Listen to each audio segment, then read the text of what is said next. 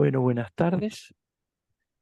Estamos en tiempo entonces y en horario para comenzar con la defensa de tesis de la maestría en logística de el alumno Pablo Sánchez Cuenca, que él tuvo durante el desarrollo de la maestría, cuando estaba ya concluyendo como alumno y todo esto, tuvo la oportunidad de participar en acciones humanitarias y de catástrofe a nivel internacional.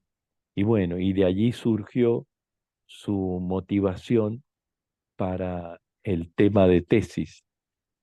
Bien, entonces lo dejo a- al responsable del acto y presidente del tribunal, al doctor Ricardo Palma, para que comience con el acto de defensa pública de tesis. Adelante, Ricardo. Muy bien.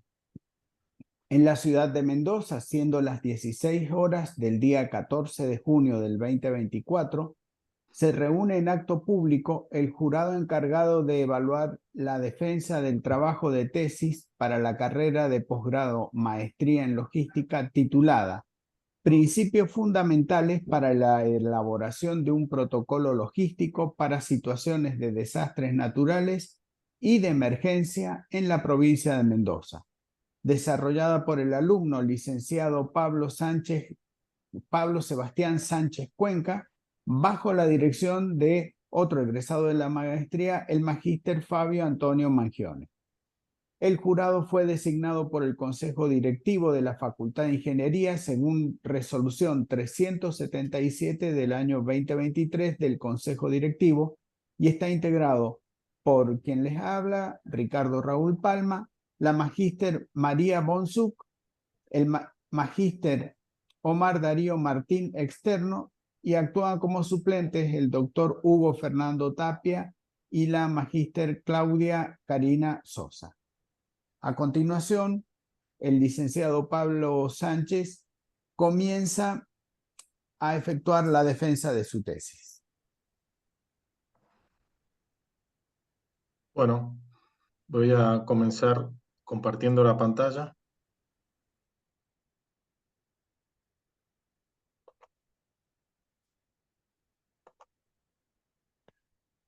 Ricardo, por favor, disculpa, verifica que se esté grabando el evento.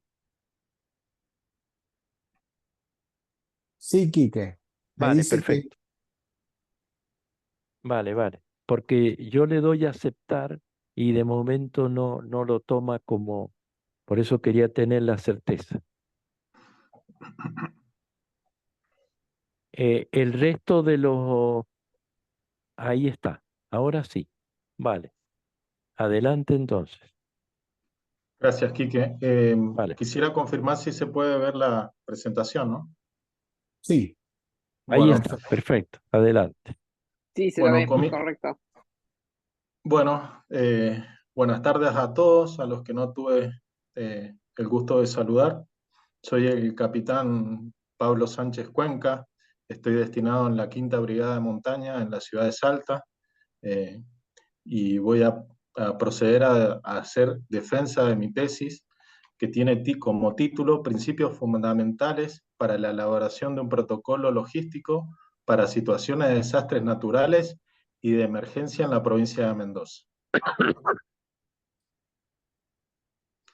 Un pequeño temario con 3 bloques, un bloque introductorio con mi presentación, introducción, objetivos de la investigación y metodología de trabajo, el bloque de desarrollo y finalmente un bloque final orientado a la experiencia que tuvimos con la pandemia del COVID, unas pequeñas lecciones aprendidas, desafíos, propuestas y finalmente concluyendo con unas conclusiones.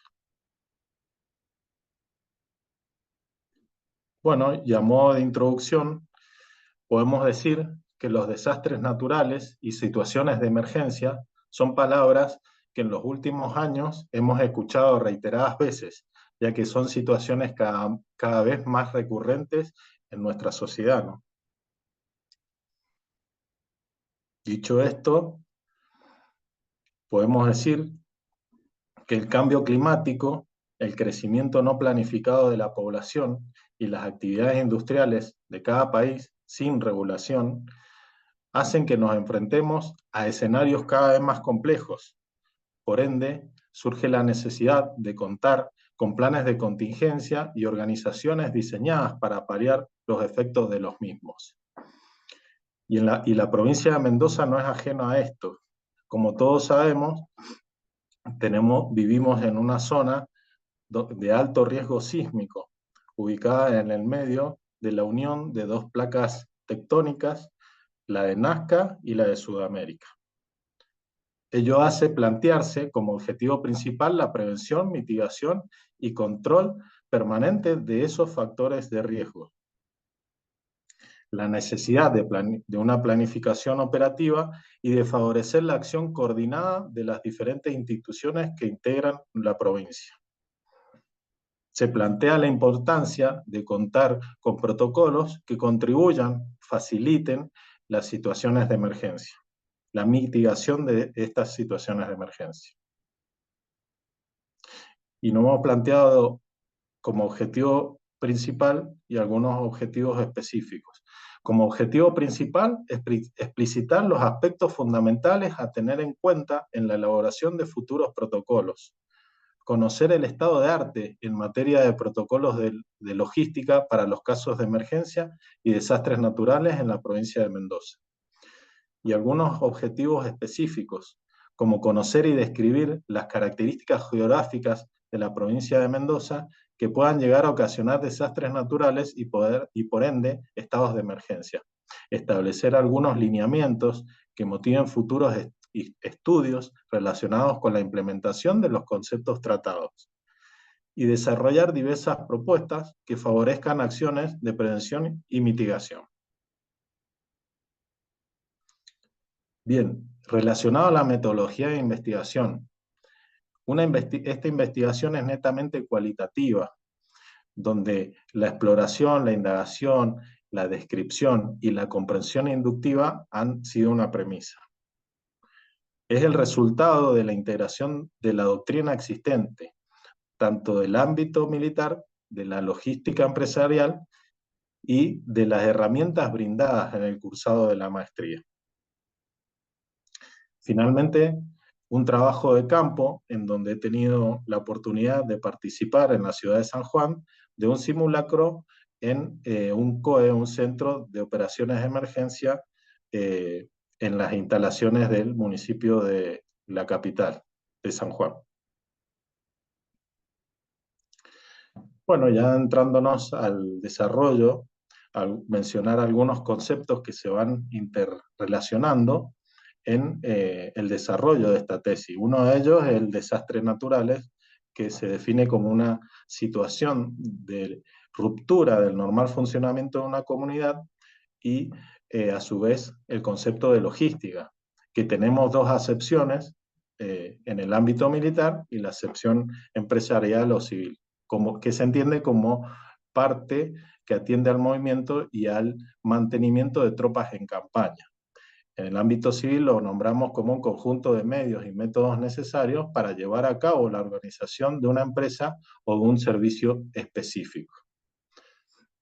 Hablamos también de los protocolos, como documentos que condensan información relevante sobre cómo proceder en caso de contingencia y que se caracterizan por ser de fácil acceso y público conocimiento.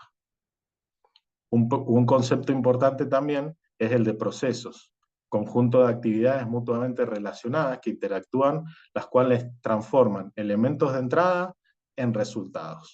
Y finalmente, el enfoque que le queremos dar al protocolo es el enfoque basado en procesos, en donde se pueden definir las actividades que integran los procesos, identificar las interrelaciones entre uno y otro, definir los responsables, analizar, medir resultados y con esto obtener una retroalimentación.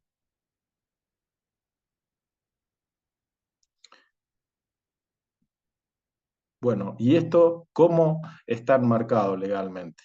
Bueno, el Plan Nacional para la Reducción del Riesgo de Desastres Naturales, de Riesgo de Desastre, la Ley 27.287. En el marco de Sendai, los convenios internacionales a los cuales suscribe la República Argentina 2015-2030.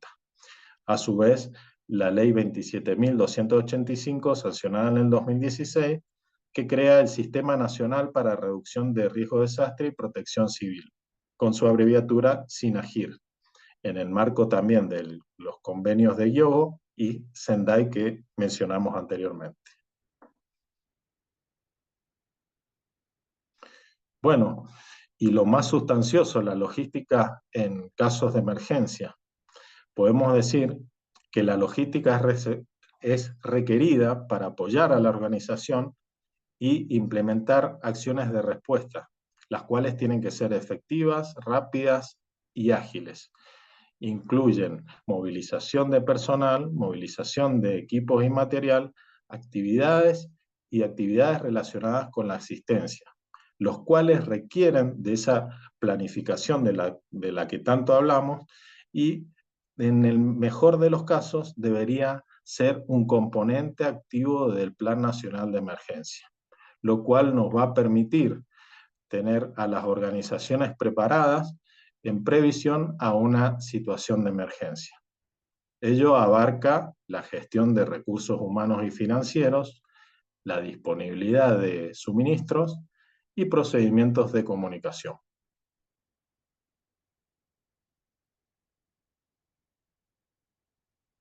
Siguiendo con el concepto de la logística en caso de emergencia, mencionaremos la finalidad de la planificación de los protocolos. Bueno, nos sirven para ayudar a la preparación de planes de respuestas y de contingencia para todo tipo de emergencias humanitarias. ¿Y quiénes tienen que planificar? ¿Quiénes son los actores? Bueno, la elaboración de un protocolo logístico es un trabajo en equipo. Los aportes y el apoyo de diversas personas que ocupan diferentes cargos, diversos niveles jurisdiccionales, así como asociados externos, serán de gran ayuda para quienes se encargan de la planificación. Es un proceso totalmente participativo. Las diferentes organizaciones, tanto del ámbito civil como militar, como organizaciones internacionales y nacionales, también incluye acá a las ONG, son todas importantes a la hora de la planificación. Y esta planificación que mencionamos la dividimos en etapas, en 6 etapas. Planificación en una primera etapa, la planificación institucional para desastres, el análisis de los peligros, las vulnerabilidades, las capacidades y el riesgo de cada región en particular. La determinación, una etapa tercera, la determinación y movilización de recursos, y una cuarta etapa en las alertas tempranas, los sistemas de alerta y factores desencadenantes de esas situaciones de emergencia. Importante la etapa 5, donde el flujo de la información y comunicación es primordial, y finalmente una etapa donde se establecen las responsabilidades sectoriales. ¿Quién hace cada cosa y quién tiene responsabilidades de acuerdo a sus, justamente, recursos y capacidades? Bueno, y adentrándonos a los aspectos esenciales que tiene que tener un protocolo logístico, vamos a ir nombrando algunos de ellos en su totalidad, pero en el primer caso es el análisis del entorno, la evaluación inicial y sus capacidades, la coordinación, el comando y control, y después 3 funciones logísticas que son primordiales y que no pueden faltar en ningún protocolo: los abastecimientos, los almacenamientos y el transporte. Y adentrándonos al primero de ellos, podemos decir que la evaluación de las necesidades logísticas y de suministro tiene como fin determinar cuáles son las necesidades de los pobladores de la región afectadas por un evento desastroso, así como la determinación de las capacidades locales disponibles, y los requerimientos complementarios para enfrentar dichas necesidades. Esto lo dice la Organización Panamericana de la Salud. Y la evaluación de las necesidades, podemos mencionar las dos. Hacemos referencia a las necesidades de la población y a las necesidades de la operación. La operación, nombramos como operaciones a las acciones de mitigación. Evaluación de capacidades. Por otro lado, la capacidad de la infraestructura local y la disponibilidad de los recursos, es decir, las capacidades propias. Todo esto debería de responder a 4 interrogantes. ¿Qué se necesita? ¿Cuánto se necesita? ¿Cuándo se necesita? ¿Y en dónde se necesita? El segundo punto de los protocolos que deberíamos considerar son las coordinaciones. Y esto es muy importante porque son las claves del éxito en la respuesta y esencial para garantizar una aplicación oportuna y adecuada de los recursos. Es primordial para combinar los recursos de manera eficiente, contribuyen a mejorar la cooperación, a reducir la duplicidad de actividades y a garantizar una operación bien organizada. ¿Y quiénes deberían coordinar? Bien, las comunidades vecinas, el sector privado, las organizaciones no gubernamentales, el gobierno nacional, el gobierno local, municipal también, las instituciones especializadas y la población local. Y existen mecanismos de coordinación. En las fases previas podemos mencionar la determinación de roles, funciones y tareas de los diversos organismos, cuál es su especialidad, su área de acción, realizar frecuentes reuniones y actividades de coordinación entre las diferentes organizaciones, elaborar planes conjuntos, procurar acuerdos y compromisos de colaboración, elaborar y mantener actualizados inventarios de recursos y contactos, e intercambiar información sobre los recursos. Esto por lo general se ve cuando las diferentes entidades realizan convenios interministeriales, por ejemplo, y después en una fase de respuesta, realizar evaluaciones conjuntas de la situación en el terreno, mantener contacto cercano y permanente entre las organizaciones, compartir entre diferentes organizaciones los resultados de la evaluación y los hallazgos, compartir información sobre actividades que realiza una organización con la otra para evitar la duplicidad de los esfuerzos, estimular el apoyo material y el intercambio de recursos. Bueno, y en el punto de comando y control vamos a mencionar los centros de operaciones de emergencia, donde es el lugar donde se aplica este principio. Los centros de operaciones de emergencia son sistemas que interactúan con otras herramientas de control, tales como las salas de situación, puestos de comando y control de operaciones y otros niveles territoriales, todos ellos aplicando un proceso coordinado de toma de decisiones según cada jurisdicción. Se caracterizan por las siguientes funciones: planeamiento político estratégico, coordinación interinstitucional, importantísimo, control de las operaciones, comunicación e informática, información pública, una muy importante que nos atañe a nosotros, la logística, obviamente, y evaluación. Los centros de operaciones de emergencia, la naturaleza es contribuir a resolver problemas operativos y vincular los esfuerzos políticos y sectoriales con las operaciones sobre el terreno. 2 actividades fundamentales tienen estos: el monitoreo y la solución de problemas. Las competencias generales que tienen estos centros de operación de emergencia son promover la identificación oportuna de los problemas y una adecuada priorización de las acciones, analizar la situación a fin de recomendar cursos de acción interinstitucionales y producir informes que describan la situación y desarrollo de las operaciones de respuesta. Ahí en la foto se pueden apreciar algunos COE que se fueron implementando en la pandemia. Bueno, el siguiente punto a considerar son los abastecimientos en emergencia. Los suministros que se utilizan para atender a la emergencia provienen de diferentes fuentes. Los requerimientos de las distintas organizaciones, donaciones de la comunidad nacional e internacional y prestados por colaboradores. Normalmente hay una combinación de todas estas modalidades durante la situación de emergencia. Las donaciones constituyen la proporción más grande de los suministros que se manejan en la emergencia, estimulan y fortalecen la solidaridad.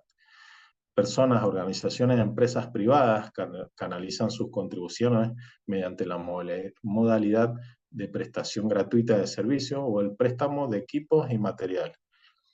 Un ejemplo claro, cuando yo estuve durante la pandemia, fue en la ciudad de San Juan. Una empresa importante de minería brindó sus habitáculos para subsanar alguna deficiencia habitacional que había. Para el envío espontáneo de donaciones es importante la identificación de los paquetes y la carga mediante sistemas estandarizados. Y aquí surgen, siguiendo con los abastecimientos logísticos de emergencia, surgen lo que es las compras y adquisiciones, que hay dos modalidades.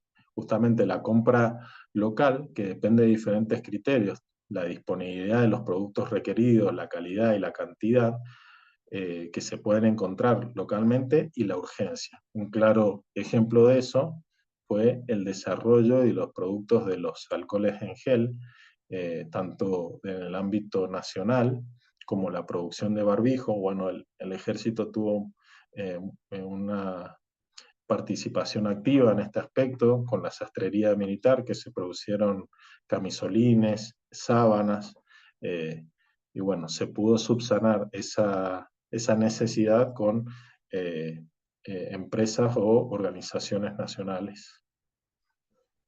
Bueno, y la compra externa, cuando ya nuestra capacidad se ve sobrepasada, son artículos específicos con la dificultad o la calidad de los artículos disponibles localmente no es lo suficientemente buena, y un claro ejemplo de eso fue la adquisición de los respiradores artificiales que en su momento se tuvieron que importar.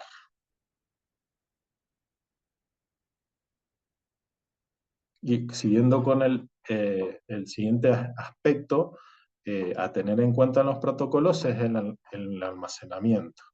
El objetivo de los almacenamientos es asegurar el buen estado, mantenimiento y las condiciones óptimas de los espacios de almacenamiento, con el fin de tener la disponibilidad y manejo de todos los suministros que deban ser almacenados para la atención de la emergencia. En la realidad de la emergencia, generalmente tenemos que improvisar el espacio para almacenar los suministros en sitios disponibles, escuelas, centros comunales, gimnasios y todos aquellos lugares que nos sirvan para salvaguardar algunos pertrechos que no sean útiles. ¿Qué se tiene que tener en cuenta? Bueno, una locación apropiada, definir los procedimientos para determinar los plazos de reabastecimiento, teniendo en cuenta los niveles de inventario. Mantener actualizados los datos de niveles de disponibilidad de cada suministro mediante el control de inventarios. Identificación, rotulación y ubicación de esos suministros, y contar contar con un sistema informático y control de inventario sería lo ideal. En situaciones de emergencia, por lo general no se da. Un claro ejemplo de la importancia de los almacenamientos es, como mencioné en el principio, los casos actuales que se tienen de público conocimiento sobre los víveres que se almacenan y por ahí la falta de control sobre estos hace que por ahí tengamos problemas en cuanto a los vencimientos, distribución y demás cuestiones.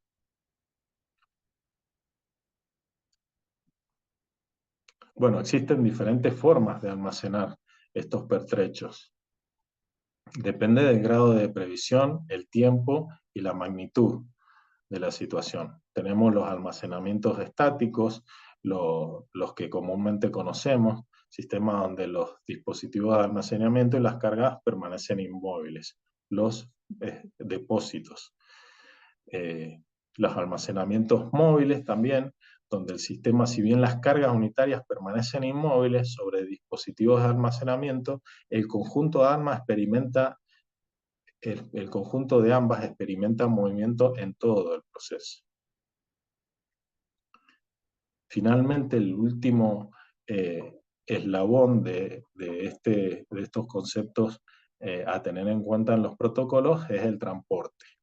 Y el transporte es el componente de la cadena logística que servirá para hacer llegar la asistencia al sitio donde se requiera. Es uno de los trascendentales conceptos que tenemos que tener en cuenta, porque el transporte en todo el desarrollo de la emergencia es el que más va a tener injerencia en esto. Al definir las estrategias de transporte se debe tener en cuenta no solo los medios y recursos necesarios para una movilización, sino las posibilidades reales y las alternativas de entrega que tenemos. Esto puede tener dos variables: las necesidades, la urgencia de la entrega, el tipo y características de suministro que se van a transportar, la calidad, el tamaño, el destino de la carga y la distancia, y las posibilidades, el transporte disponible, costos, recursos, condiciones de acceso al destino y estados de ruta y condiciones meteorológicas. A su vez tenemos las modalidades, puede ser no comercial o comercial.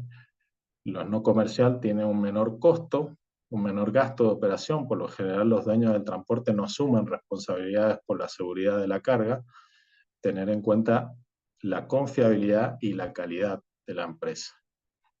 Y los comerciales, hay que analizar bien la conveniencia de nuestro requerimiento e interés.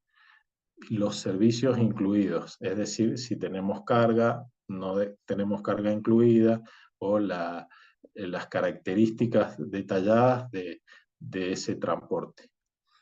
En cuanto al manejo de operaciones aéreas, podemos nombrar los vuelos charter, aquellos en que el avión ha sido rentado para un servicio en particular, por lo cual las rutas, horarios y en general las operaciones de vuelo son definidas por la organización en condiciones de la empresa.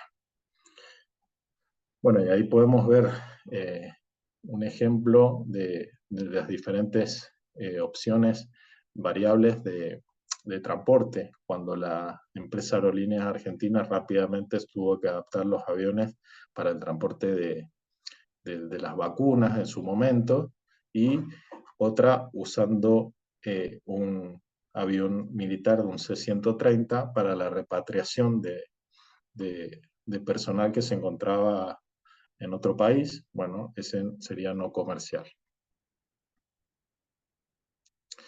Bueno, y en el estudio de casos que hemos hecho dentro de la logística y con el ejemplo más próximo que nos ha tocado vivir, en la pandemia, podemos decir que esta fue una situación dramática desde el punto de vista humanitario, que tuvo un impacto en la actividad económica mundial, paralizando los negocios y generando pánico, pero que tuvo una apertura a nuevas oportunidades. También podemos agregar que tuvo una gran influencia en la cadena de suministros. Algunas repercusiones positivas respecto a esto. Bueno, la logística fue un eslabón esencial. Se pudo vencer un mayor uso de la tecnología en algunos países con menos desarrollo, menos utilización de este recurso. Bueno, se tuvieron que poner al pie y desarrollar algunas tecnologías que hasta su momento no se tenían en cuenta. Hubo una mayor digitalización de las operaciones, mayor robotización. Ahí se pusieron en boga los robots, los drones, los vehículos sin conductor. Y justamente como fue una una emergencia sanitaria, hubo un aspecto que mejoró, que fueron las condiciones de protección sanitarias. Algunas lecciones aprendidas que se pudieron evidenciar ahí durante el COVID-19. Y esto lo plasmamos en 3 columnas: planificación estratégica, operatividad y gestión de la información. En la primera podemos decir que hubo una falta de preparación por parte de las instituciones encargadas de planificar y gestionar la respuesta ante la crisis. Una falta de capacidad y flexibilidad para adaptarse al contexto epidemiológico. Falta de comunicación entre sistemas de información de distintas instituciones del Estado, donde los datos cruzados no coincidían, donde las estadísticas por ahí eran erróneas, y bueno, un aprendizaje que tenemos hacia futuro. La operatividad: algunos aspectos de la ley SINAGIR se aplicaron en forma parcial, por ejemplo los COE, estuvo muy bien aplicado, pero a nivel municipal no se evidenció tal acción. Conceptos tales como la intersectorialidad no fueron tenidos en cuenta, y una falta de estructura clara. Hay diferentes organizaciones, no se pudo evidenciar cuál era su responsabilidad y qué tareas cumplía dentro de la emergencia. Gestión de la información: falta de información en tiempo real, veraz y de calidad, falta de seguimiento y retroalimentación de los datos, y una falta de preparación para la gestión de la información, haciendo uso masivo, integral y articulado de las tecnologías 4.0. Bueno, no alcanzo a ver el título. Pasando a lo que es finalmente algunos conceptos, recomendaciones para estos casos. Bueno, el uso de estructuras estandarizadas para la elaboración de protocolos logísticos en caso de emergencia, esencial para que aquel personal que se tenga que tenga que cumplir algún puesto dentro de lo que se llama los COE, tenga una estructura estandarizada, sepa qué hacer, cuándo hacer y con quién coordinar. Un aspecto importante fue el uso de las tecnologías 4.0, es el uso de las tecnologías 4.0 como una herramienta que nos ayuda a recabar datos. Un ejemplo de ello, bueno, la Big Data, el Cloud Computing, las redes sociales, como herramientas para llevar a cabo lo que mencioné, la recabación de datos. Del punto anterior, recuerdo que uno de los datos que en ese entonces nos tocaba recabar era cantidad de disponibilidad de camas, y bueno, eso a través de las tecnologías hoy por hoy se podría solucionar de manera más práctica y no a través de envíos de faxes, mail, que por ahí no son tan eficientes como una base de datos. Bueno, la instalación de sistemas de alarma temprana en un conjunto con el uso de inteligencia artificial pueden llegar a desarrollar modelos de predicción. En otros países esto ya está muy desarrollado.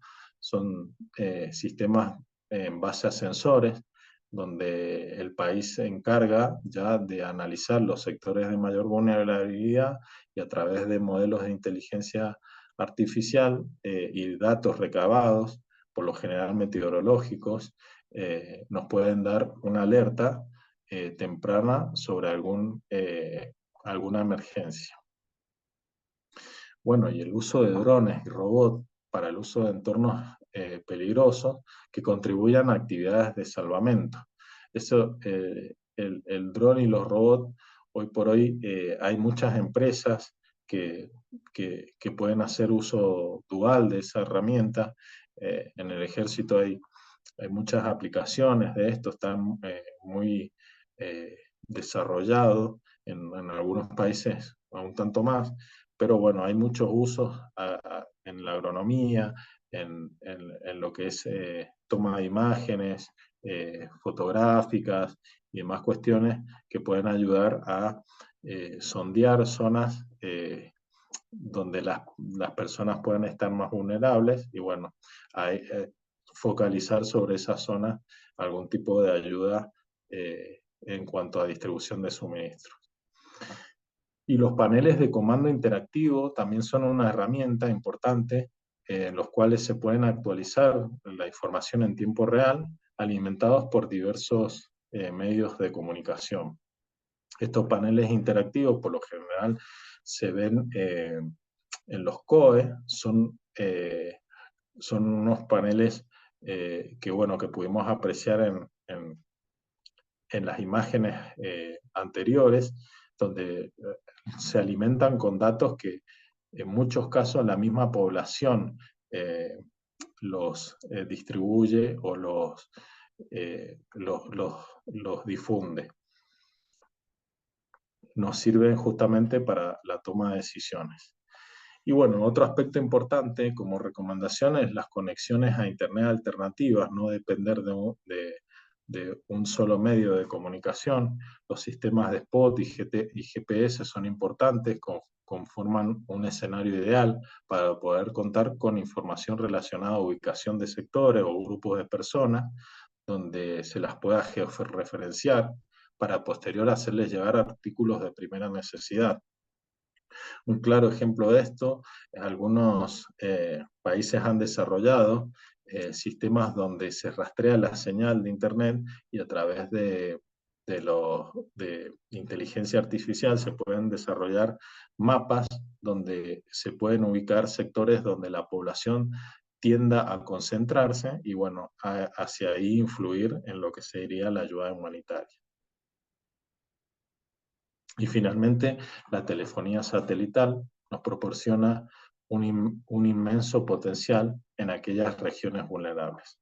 En nuestra provincia, un claro ejemplo de eso es el sector que se ubica desde el Potrerillos hasta la ruta que sigue hasta llegar a Uspallata, inclusive.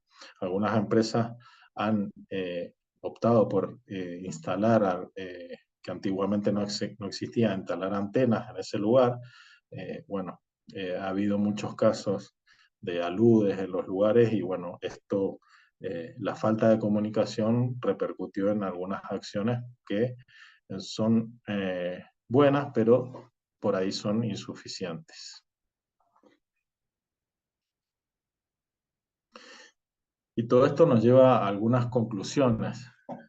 Una de ellas, importantísima, que es impulsar la ley SINAGIR. Por ahí todo esto está escrito, pero necesita de práctica y de un impulso político que nos pueda llevar a desarrollarnos y más nosotros como mendocinos en donde vivimos en un lugar altamente riesgoso, que tenemos un alto riesgo sísmico.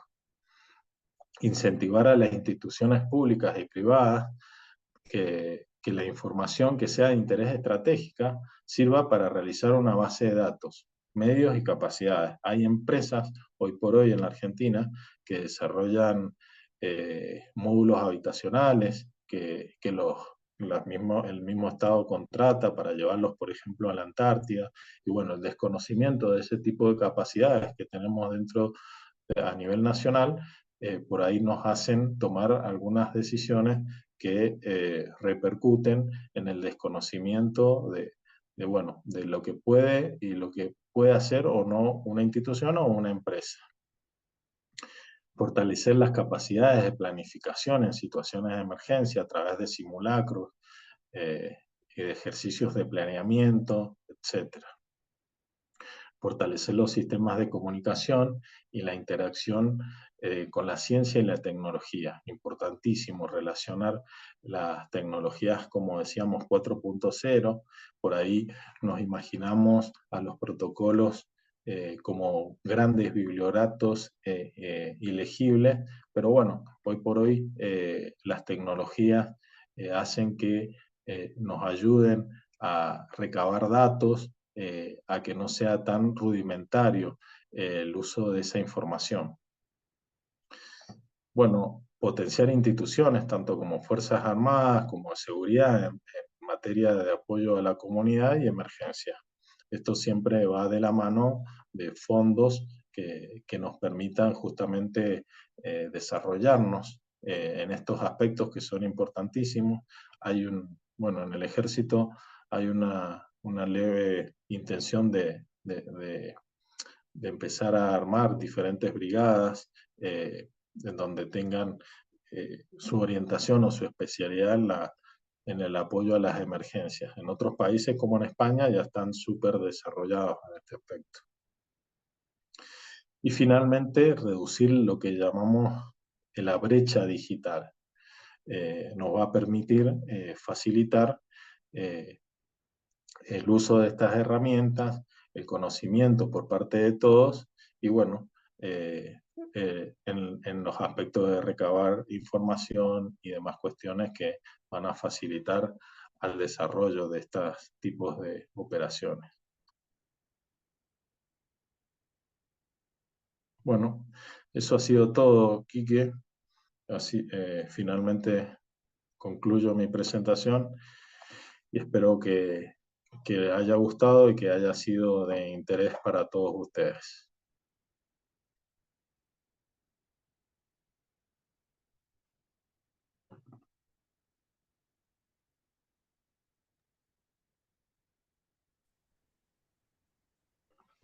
Felicitaciones. Muy bien. Creo que no está aquí, Siguiendo, perdón. siguiendo con lo previsto por el acta, los miembros del jurado van a efectuar preguntas al licenciado Pablo Sebastián Sánchez Cuenca, que va a contestar. Comenzaremos por María, ya que es la primera que abrió el micrófono.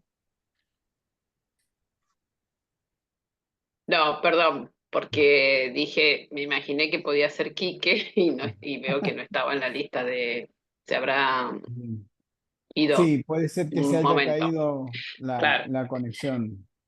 sí. Hola, hola, perdón. Ahí está Kiki. Ahí está. No, sí estoy presente y atento, pero en esta instancia le corresponde al tribunal. Está ¿Vale? bien. Adelante. Bueno, no, Pablo, en primer lugar te quería felicitar porque la verdad que me encantó el tema y me encanta el desarrollo que le diste a tu trabajo.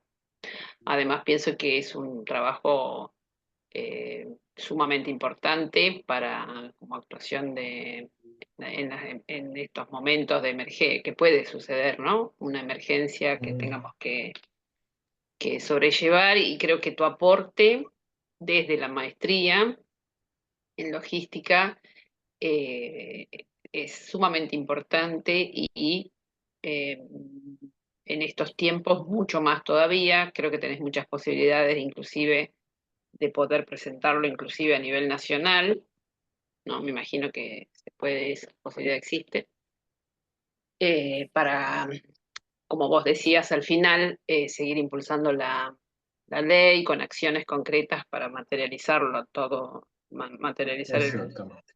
¿no? El protocolo. Creo que este es el momento oportuno. Lo que te pregunta, lo que me quedó pendiente, digamos, como pregunta que te haría es, ¿qué mecanismos dentro de lo que mencionaste, cuáles son las herramientas dentro de la industria 0.0 que pensás que son más, es una de las más significativas que puede ayudar a la prevención, teniendo en cuenta que por ahí puede suceder que en un desastre, terremoto, lo que sea, eh, no existe internet porque puede haber alguno de estos eventos que impidan, ¿no?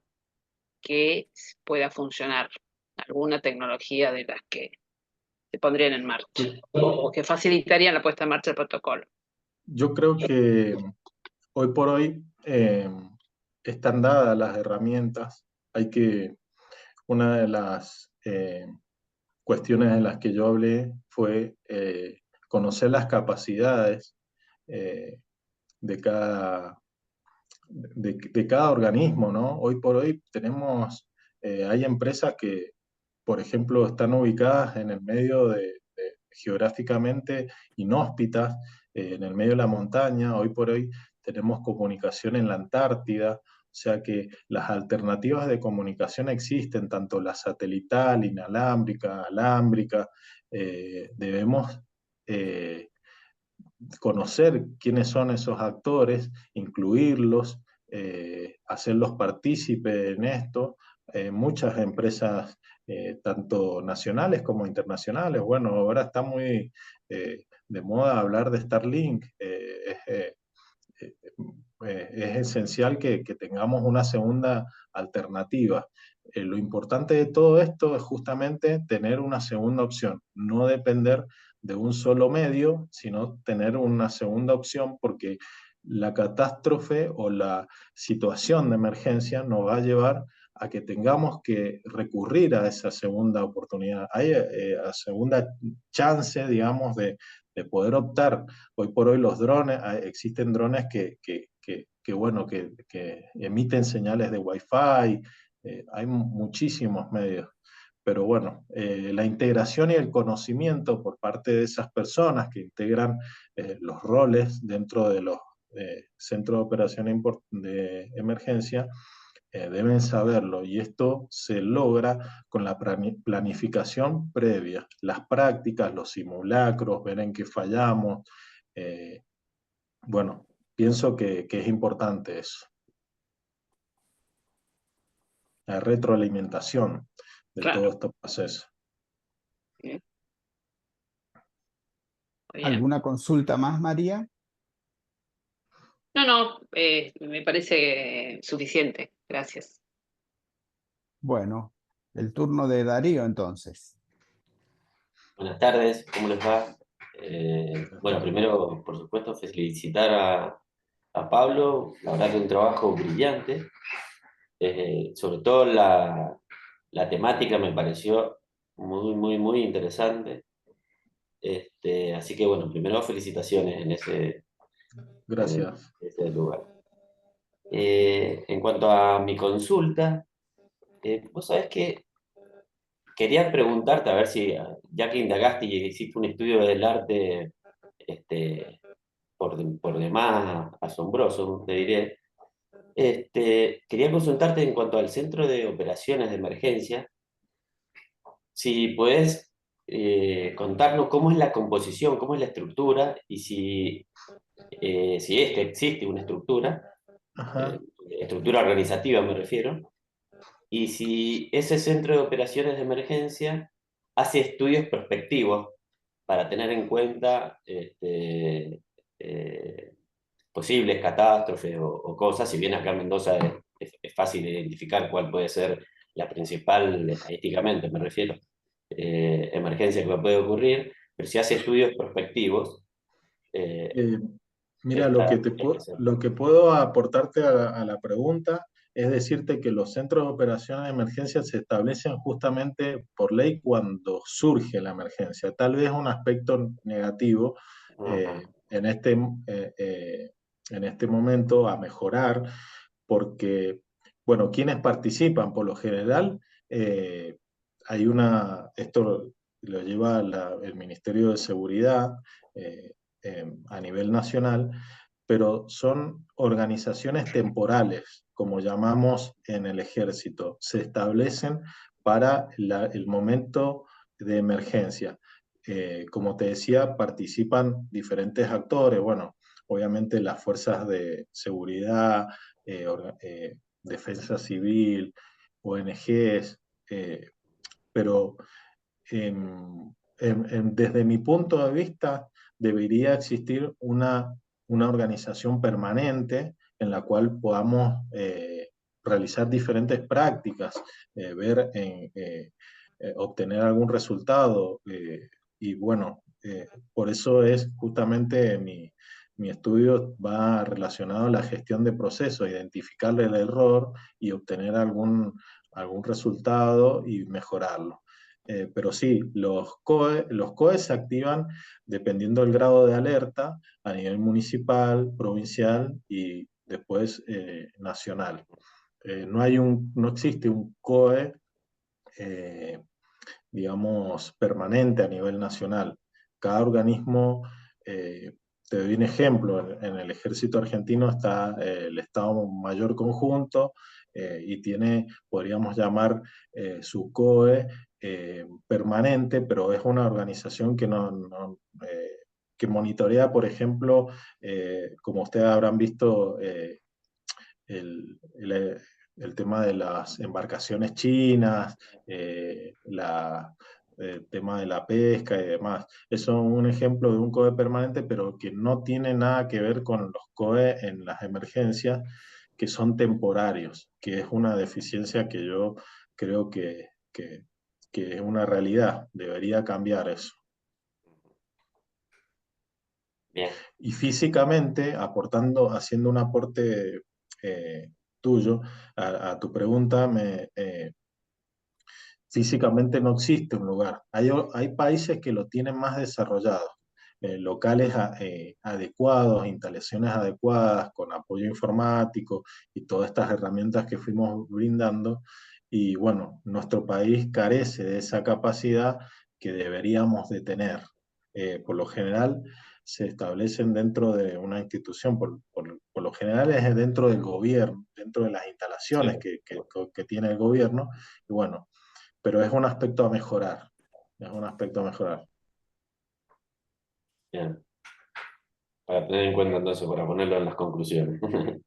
Sí. Bueno, excelente, che. Te felicito, realmente Bueno, excelente trabajo. muchas gracias. Bueno, mi turno.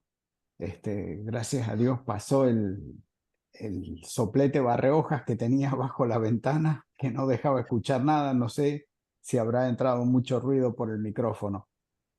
En primer lugar, felicitarte, Pablo, pero también felicitarlo a Antonio. Es brillante, se nota la mano del director de tesis en este trabajo, un trabajo metódico, paso a paso, un trabajo al estilo preparen, apunten fuego y no preparen fuego, apunten, como habitualmente hacemos cuando nos llegan las emergencias. Así que, Antonio, vayan mis felicitaciones. Una de las cosas que has mencionado reiteradamente en el desarrollo de la presentación de tu trabajo es el factor clave que tienen las comunicaciones. Sin embargo, no he visto, tal vez se me haya pasado en la lectura, que hable sobre algunos aspectos de la seguridad. Me refiero a la ciberseguridad. Estamos en un mundo cambiante, hay nuevas hipótesis de conflictos. Sí. Hace unas semanas todo el Reino Unido se quedó sin un solo hospital que pudiese funcionar debido a ataques de hackers. Se sospecha que pueden ser de consecuencias del conflicto Ucrania-Rusia. Y a pesar de que tienen la mejor tecnología, no tuvieron en cuenta el tema de cómo prevenir o cómo estar preparados. Eh, Nosotros hemos visto también, aquí habían en algunas empresas industriales unos PLCs que habían traído de Estonia, que eran muy baratos, y cuando se hizo el ciberataque a Estonia, que también fue por una hipótesis de conflicto, los PLCs en Mendoza dejaron de funcionar. El ataque se ve que se distribuyó a todo el mundo y estaba orientado a la marca del dispositivo. ¿Qué nos podrías comentar sobre ese tema de ciberseguridad? Eh, Creo que hoy por hoy lo que atañe a la ciberseguridad está desarrollándose en el país, por lo menos en la institución que, que llevo yo, en donde estoy yo, en el ejército, es muy reciente. No hay, no existía hasta hace mucho tiempo, no se hablaba de la ciberseguridad. Hoy creo que el comando de ciberseguridad que tiene el ejército no lleva más de 2 años, es muy moderno, es muy, la temática es muy moderna. Se puede ver en diferentes conflictos, como dijiste vos, y no solamente bélicos, sino también en casos de robo de información y demás. Yo creo que esto es un paso a paso donde tenemos que tener superadas algunas cuestiones y que luego enmarcarnos hacia algo más puntilloso como importante, como la ciberseguridad. Pero hoy por hoy a lo que yo apunto es que debemos primero tener un mejor manejo de la información, que es lo que, de los datos, eh, que es lo que yo pude evidenciar. Información entrando por diferentes medios, nada regulado, mails, hasta fax, diría yo, recibiendo información, partes usando todavía el papel. Bueno, yo creo que en un primer paso tenemos que superar algunas cuestiones para pasar a hablar de la ciberseguridad, porque es importante y es un tópico interesante, pero yo creo que estamos en una situación donde primero tenemos que empezar con desde, valga la redundancia, al principio y para ir después al marco más puntilloso que sería ese en la ciberseguridad y demás. Pero primero tenemos que saber manejar la información antes de tratar de protegerla, que es importante, ¿no? Muy bien. Si no existen más preguntas por parte del jurado, invito a cualquier maestrando o doctor que esté en la sala que quiera hacer una pregunta. Estas preguntas no son vinculantes, no influyen en la calificación final de la tesis de Sánchez Cuenca.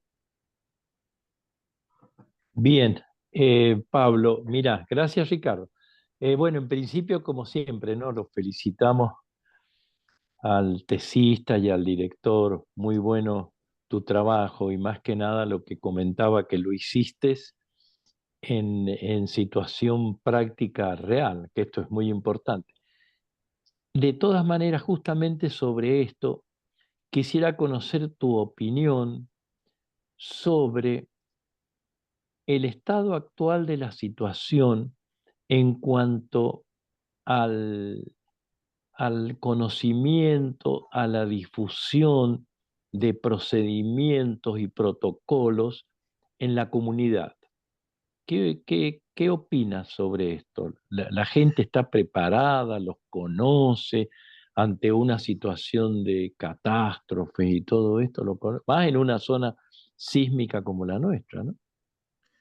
Quique, creo que a un tiempo atrás había un poco más de conciencia, se veía, yo recuerdo hasta en la escuela primaria, algunas pequeñas acciones que motivaban a la preparación, ¿no? Que siempre había simulacros obligados, los directores tenían que presentar simulaciones de- en sus instituciones y debían ser, se controlaba eso, el cumplimiento de esas actividades. Eh, yo creo que hoy por hoy la sociedad ya, como dijimos, protocolo ya entiende que es un protocolo, pero yo creo que la orientación está más dada, más que toda la sociedad, a las instituciones. Nosotros somos los que, creo yo, en mi opinión, tenemos que estar más preparados para poder difundir esos conocimientos y demás.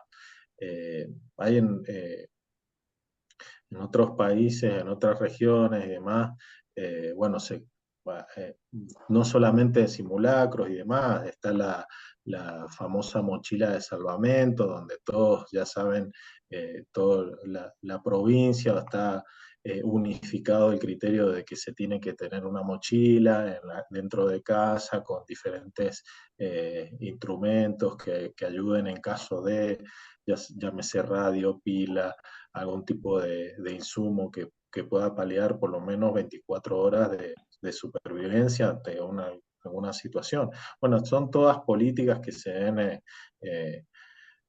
adoptar y yo creo que las expreso en impulsar la ley SINAGIR. Yo creo que eso está escrito, pero no se lleva a cabo la práctica. Sí, justamente, yo creo que se ha relajado el sistema. Es lamentable, bueno, quizás ustedes sean los que puedan impulsar todo esto. Yo, así, un paréntesis, yo recuerdo en los años 80, los comienzos de los 80, yo estaba en el IMPRES de San Juan, trabajaba allí, y bueno, fui a conocer estas actividades por otros sistemas, ¿no? Sistemas telemáticos y esto, ¿no?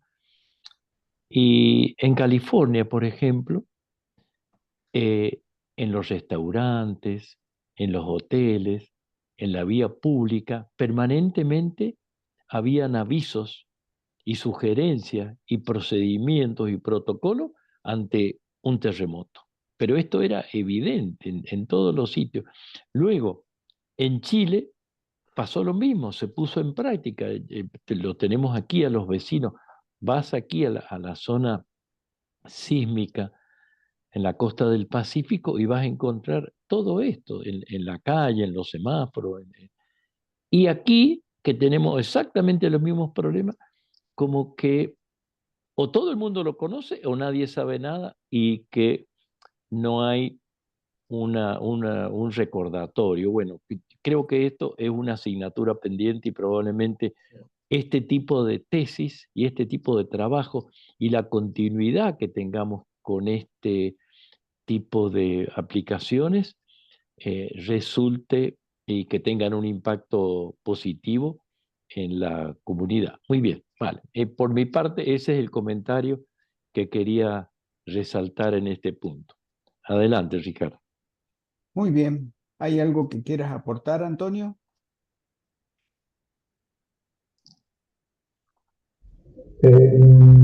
Bueno, no muy cortito. Yo cuando empecé con Pablo a ver todo el arsenal de material que tenía para todo esto, era increíble. Y dije, bueno, ¿cómo va a ser este chico para resumir y dar una propuesta tan enfocada y tan buena como la que ha dado? Eh, Iba a ser un trabajo titánico, pero bueno, un poco el foco estuvo en dar algo este, que sea accionable, que sea procedimentable, más que nada. Tenía como punta de lanza algo que vivimos todos nosotros hace 3 años, que fue el COVID. Entonces, bueno, lo ha logrado muy bien y queda como tema pendiente, yo creo que para algún futuro tesista, el tema de las comunicaciones, el tema de la ciberseguridad, como ha indicado Ricardo, pero creo que es fundamental.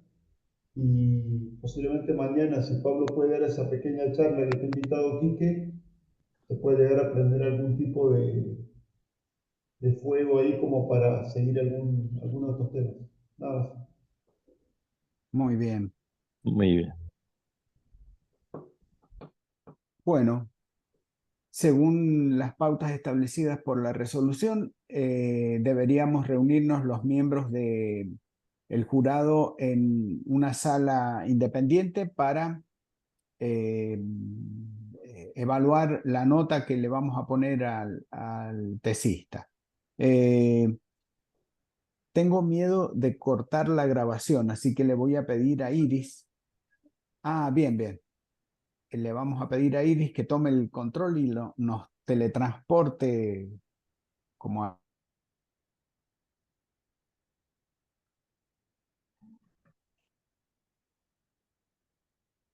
Esperemos eso.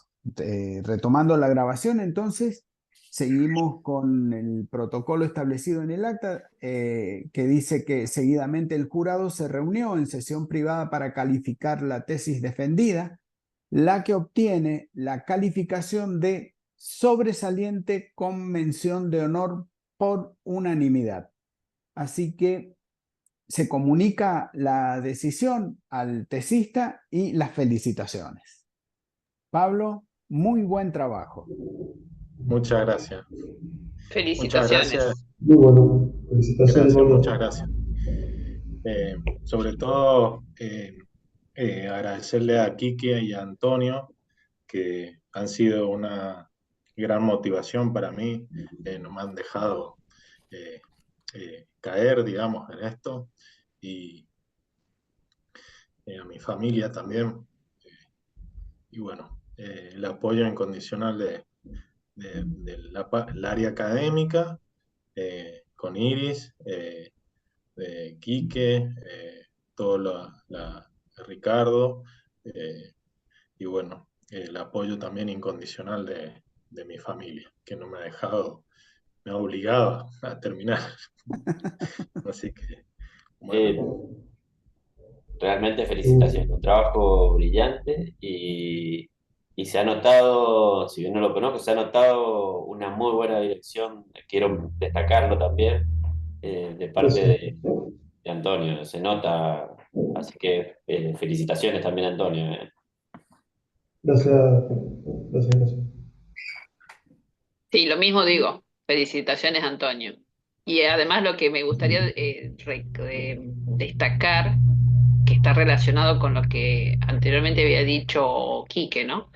La difusión, que me parece sumamente importante que exista una difusión y una revalorización de todo de esta temática, aparte teniendo en cuenta que no solamente uno no se imagina un escenario de riesgo como puede ser un terremoto, pero como lo habías dicho al principio, el cambio climático que está produciendo tantas catástrofes relacionadas con inundaciones y aludes y roturas no sé, ayer veía justamente en Chile las inundaciones y también me parecía increíble cómo todo esto está cambiando y cómo se tiene que trabajar, ¿no? Y que es hora ya que se vuelva a valorizar toda la tarea también que hace el ejército, ¿no?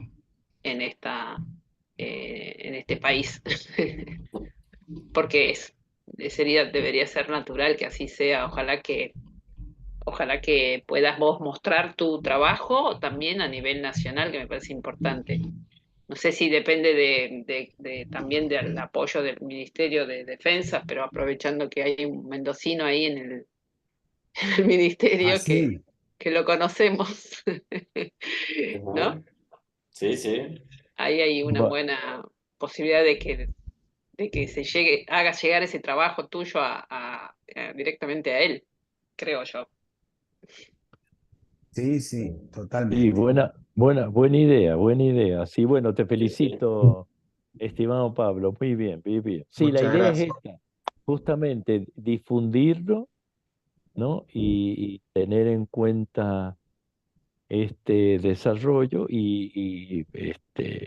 generar los procesos y no relajarse, ¿no? Porque Ujú. realmente es una actividad que está permanente. Bueno, muy bien, felicitaciones entonces nuevamente, igualmente al director y agradecemos la colaboración del tribunal. Bueno, Buenísimo. una Bien. consulta, Quique, en el acta del guaraní, donde dice alumnos aprobados, ausentes y todo, ¿eso la llena Iris? Sí, por favor, ella la va a Lo lleno llenar, pero yo? la tienes que enviar tú mismo, Ricardo, Ok, ok. ¿vale? A ver si ahora, porque tienes un tiempo, Sí, 2 horas nada más. 2 horas, ¿vale? Sí, ahí ahora Iris, ella te ayuda y lo completa, ¿vale? Hay que enviar en las dos actas y las Las imágenes, fotos. ¿vale? Ujú. Bueno, Ok. muy bien. Bueno, no Cerramos sé la si hay algo. grabación. Bueno, muchas gracias. Muchas gracias.